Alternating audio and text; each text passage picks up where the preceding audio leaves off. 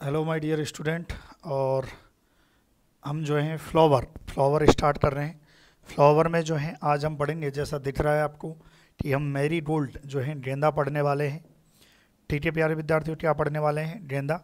ठीक है, चलिए स्टार्ट करते हैं। टू द पॉइंट चलेंगे, जो टर्म का है उसी की बात करेंगे। मैरीगोल्ड की बात करें तो दो प्रकार का आपका जो है गेंदा होता है। एक होता है अफ्रीकन, एक होता है फ्रेंच। तो यहाँ से क्वेश्चन आता है कि जो अफ्रीकन गेंदा है उसका क्या नाम होता है? टिजिटस इरेक्टा। क्या नाम होता है? टिजिटस इरेक्टा होता है। और फ्रेंच जो गेंदा होता है, फ्रेंच जो मैरीगोल्ड होता है, इसका क्या नाम होता है? टिजिटस पटूला होता है। ठीक है, क्रोमोजोम नंबर की बात करें तो इसमें 2n बराबर 24 और आपके जो पटूला है उसमें 2n बराबर जो है कितने होते हैं? 2n बराबर होते हैं 48। ठीक है भाई। फैमिली की बात करें तो फैमिली होती है एस्ट्रेसी, और एस्ट्रेसी का ही दूसरा नाम क्या होता है? कंपोजिटी। क्या होता है भाई? कंपोजिटी इसका दूसरा नाम होता है। ठीक है भाई। ओरिजिन की बात करें तो मेट्सको, इसका ओरिजिन क्या होता है? मेट्सको इसका ओरिजिन होता है। तो लिख लें भाई, ये वीडियो पॉज करके आप लिखें, एग्जाम में आता है। फ्रेंच मैरीगोल्ड का नाम भी पूछा जा सकता है, अफ्रीकन का पूछा जा सकता है। ठीक है, फिर उसके बाद कुछ इसके इंट्रोडक्शन है, जहाँ से क्वेश्चन आएंगे वहाँ से मैं बता दूंगा। It is an important commercial seasonable flower. ये सीजनेबल है, यानी कि सीजन बाई सीजन जो है आपको मिलेगा ये। It's flower are use to for जो है preparation of garland, decorative purpose and boutique में एंड वेस्ट मेकिंग में।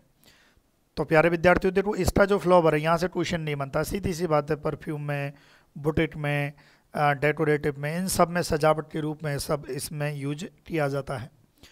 Flowers are of many colours. अब देखो इसमें काफ़ी कलर्स के जो है फ्लावर होते हैं, ये भी एक इम्पोर्टेंट पॉइंट नहीं है, एग्जाम के पॉइंट ऑफ व्यू से नहीं है। Marigold is annual floral plant.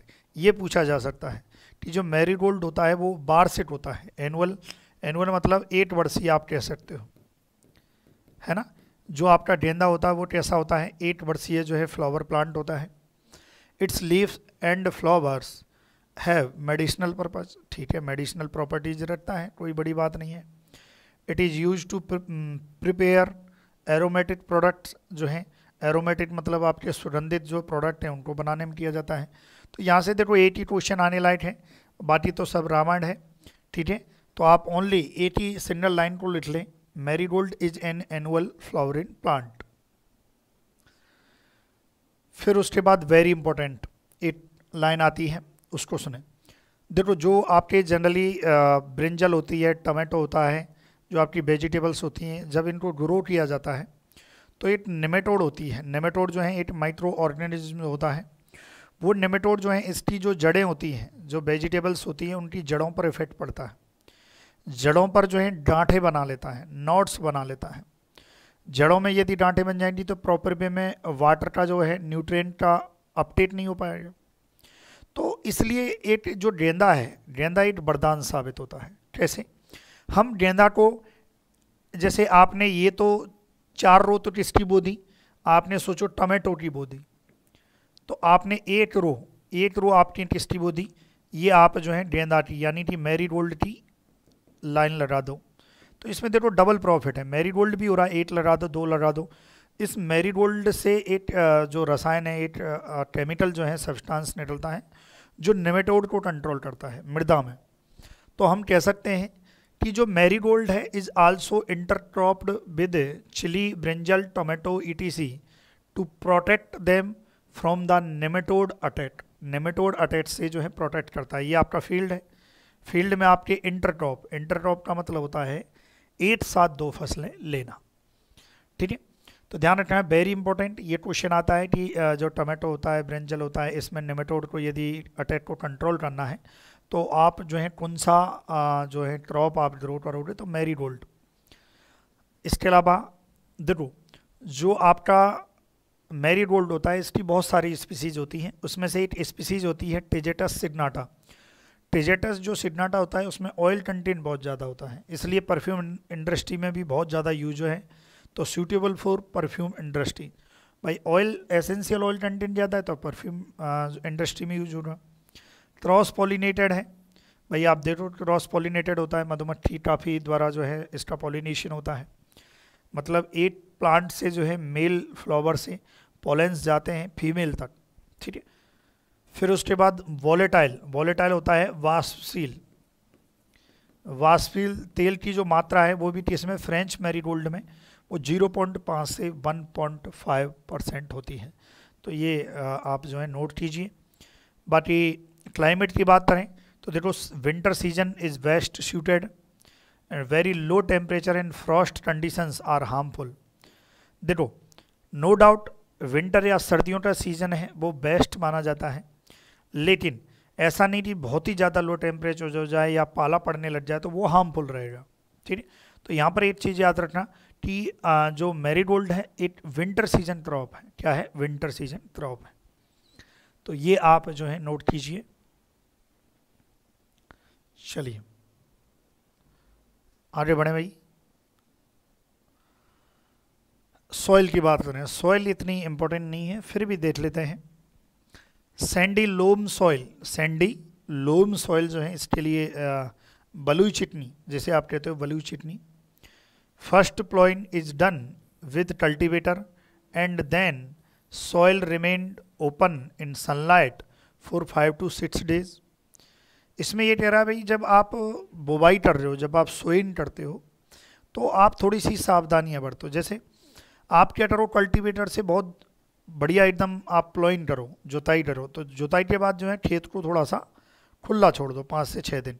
इससे क्या होगा, जो हानिकारक जो कीट है, इंसेक्ट है, उनके लार्वा पीपा है, वो सनलाइट की वजह से क्या होंगे, डिस्ट्रॉय हो जाएंगे। Now the second ploughing is done with लोटल plough and check basin is prepare for seed sowing. Seed sowing के लिए एक चेट बेसिन बनाओ, क्यारियाँ बनाओ और उसमें आप जो है सीड्स लगाओ। कोई बड़ा यहाँ से क्वेश्चन नहीं आता है। अब आता है वेरी इंपॉर्टेंट प्रोपेगेशन। प्रोपेगेशन का मतलब होता है कि भाई स्वयं के जैसा, यानी प्लांट का कोई भी पार्ट जिससे स्वयं के जैसा प्लांट बन रहा है वो प्रोपेगेशन पार्ट होता है।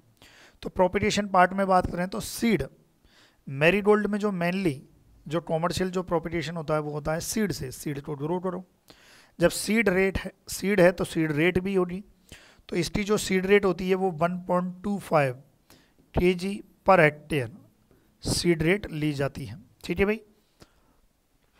अब देखो, a seed is Soin on राइज्ड bed after 3 to 4 weeks seedling become ready for transplanting into the main field.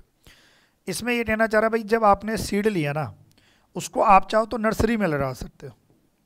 आपने जब नर्सरी में लगाया तो नर्सरी से आप क्या करोगे, जो आपका मेन फील्ड जो होता है, जो मेन फील्ड है इसमें आप ट्रांसप्लांट करोगे। तो कितने दिन बाद, 3 to 4 weeks, 3 से 4 सप्ताह बाद आप ट्रांसप्लांटिंग कर सकते हो। यदि आपने नर्सरी में सोइन की है तो नर्सरी के बाद आपको मेन फील्ड में ट्रांसप्लांट करना। तो very important, marigold is propagated by seed, ठीक है। चलिए वीडियो पॉज करके आप लिख सकते हैं। आगे बढ़ते हैं। सीड रेट की बात करें तो देखो seed rate 1.5 kg seed rates जो है पर हेक्टेयर के लिए। फिर जब इसका जो सीड होता है, मैरीगोल्ड का जो सीड होता है वो आप 1 year में यूज कर लो। क्यों? क्योंकि इसकी जो लाइफ स्पेन होती है, इसकी जो हम कह सकते हैं कि इसकी जीवन अवधि जो रहती है वो 8 वर्ष रहती है। सोइन डिस्टेंस हालांकि नहीं पूछी जाएगी फिर भी देख लेते हैं। अफ्रीकन मैरीगोल्ड में 45 to 60 रो टू रो और 35 to 40 centimetre plant to plant distance ली जाती है। मतलब डिस्टेंस देखो, ये जैसे ये रो है, ये आपकी जो खेत है, खेत में आपने ये रो बनाई है ना, और ये रो टू रो डिस्टेंस तो ये हो रही, और प्लांट, अब जैसे प्लांट यहाँ पे उड़ा दिया, यहाँ पे उड़ा दिया, ये तो ये डिस्टेंस प्लांट टू प्लांट हो रही, ठीक है भाई। चलिए वीडियो पॉज करके लेते। फ्रेंच मैरीगोल्ड की भी है, 30 से 35 सेंटीमीटर जो है रो टू रो रखी जाती है, और 30 से 45 सेंटीमीटर जो है वो प्लांट टू प्लांट रखी जाती है। इसके अलावा इंटरकल्चर ऑपरेशंस, इंटरकल्चर ऑपरेशंस क्या होते हैं? जब आपकी जो स्टैंडिंग क्रॉप होती है, स्टैंडिंग क्रॉप में जब आपने जर्मिनेशन मतलब आपने जब सोइन की है, सोइन के बाद प्लांट आपका जर्मिनेट हुआ, जर्मिनेशन हुआ, अंकुरण हुआ, उसके बाद जो भी क्रियाएं की जाती हैं हार्वेस्टिंग तक, वो सभी आपके इंटरकल्चर ऑपरेशंस में आती हैं।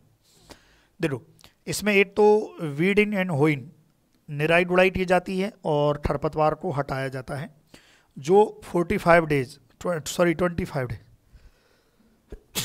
सॉरी जो इसमें जो है जनरली 25, जैसे आपने सोइंग की या ट्रांसप्लांटिंग की, उसके 25 दिन बाद आप क्या करो, लाइट वीडिंग या होइंग कर दो, है ना, निराई गुड़ाई। African marigold plants are supported with the bamboo stick. देखो जो अफ्रीकन मैरीगोल्ड होता है ये बहुत लंबे जाते हैं, बहुत ऊंचाई तक जाते हैं, तो आप चाहो तो इनको गिरने से बचाने के लिए जो अफ्रीकन मैरीगोल्ड है स्टार्टिंग भी कर सकते हैं, गिरने से बचाने के लिए आप स्टार्टिंग भी कर सकते हैं। 200 से 300 ppm gibberellic acid spray is beneficial before flowering. जब फ्लावरिंग आने वाली हो तो आप जिब्रेलिक एसिड का छिड़काव कर दो। तो भाई जिब्रेलिक एसिड क्या करेगा, ये जो फ्लावर का जो साइज है ना उसको बढ़ा देगा। क्या करेगा, फ्लावर का जो साइज होता है उसको यह बढ़ा देगा, इंक्रीज कर देगा। कौन? Gibberellic acid. ठीक है भाई, तो ये भी आप लिखिए। चलिए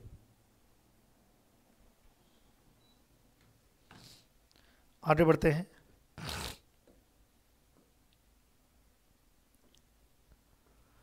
अब देखो एक और क्रिया की जाती है, इसमें पिंचिंग की जाती है। पिंचिंग क्या होती है इसकी चर्चा करते हैं। The apical bud is pinched to induce more number of side shoots to get more number of the flower done 40 days after transplanting. नहीं आया समझ में? देखते हैं। जैसे ये प्लांट है, प्लांट की जो एपिटल जो बड़ होती है, एपिटल जो बड़ होती है, इसको क्या किया जाता है, इसको कट कर दिया जाता है।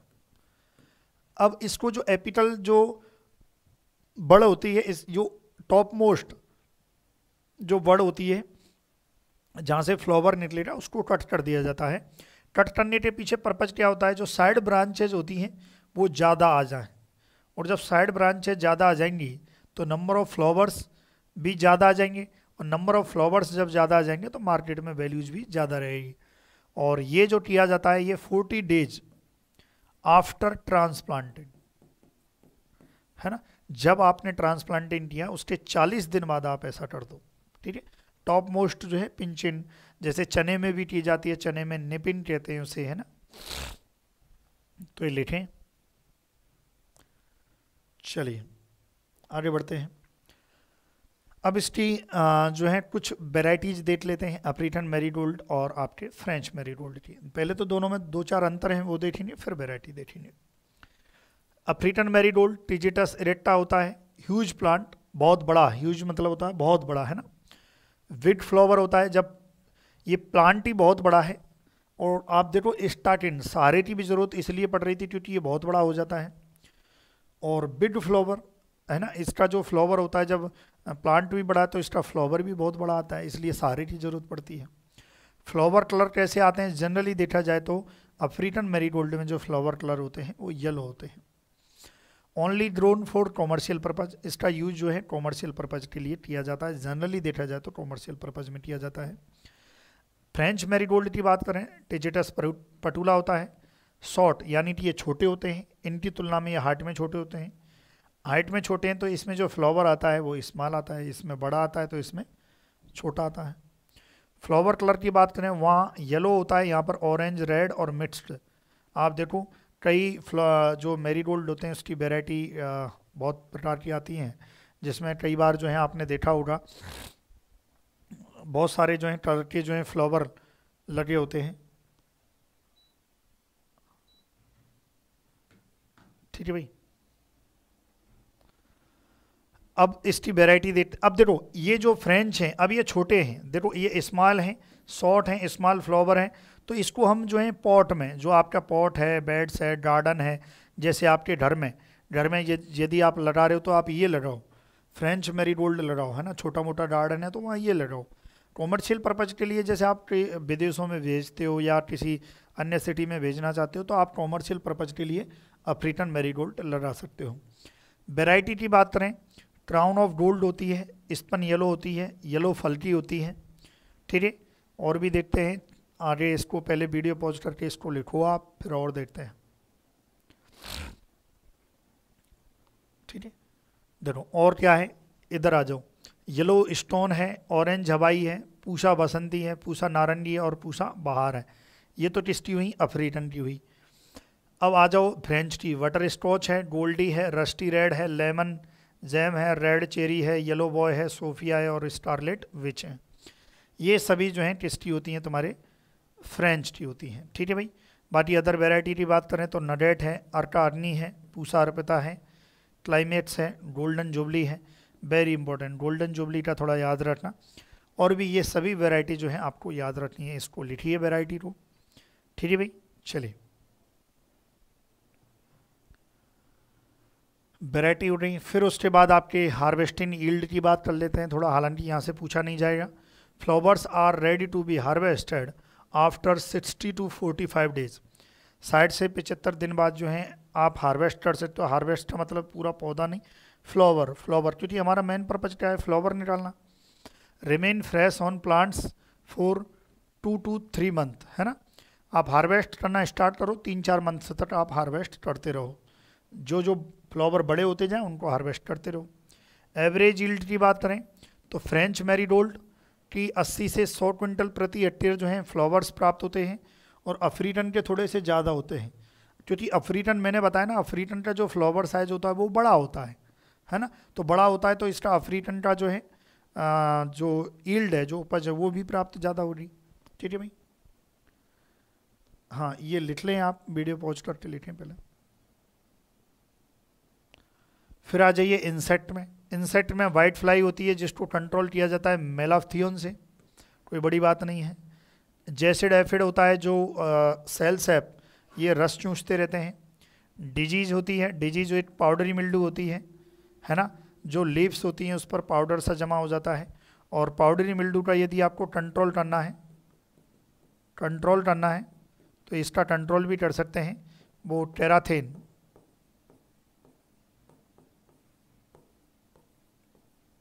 टेराथेन से इसका कंट्रोल कर सकते हैं। क्योंकि जो पाउडरी मिल्डू होती है ये होती किससे है, फंजाई से होती है,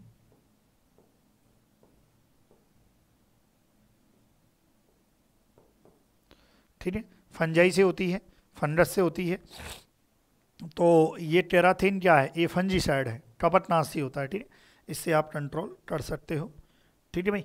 तो ये लिखिए, हालांकि इसकी जो वैरायटी है उसको भी मैं दिखा देता हूँ।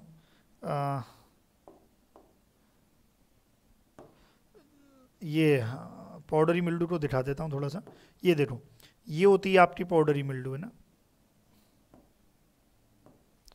ये आपकी पाउडरी मिल्डू है,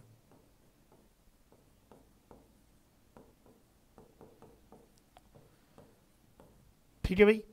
तो ये आपका जो है पूरा चैप्टर, हम कह सकते हैं कि मैरीगोल्ड जितने क्वेश्चन पूछे जा सकते हैं वो कंप्लीट होते हैं। फिर भी कोई एक ऐसा बिंदु या पॉइंट रह जाता है तो पूरा इनका जब कॉमन समरी पढ़ाई जाएगी और क्वेश्चंस कराए जाएंगे तो वहाँ पर क्लियर हो जाएगा, निश्चिंत रहें। Okay student, thank you so much for watching video.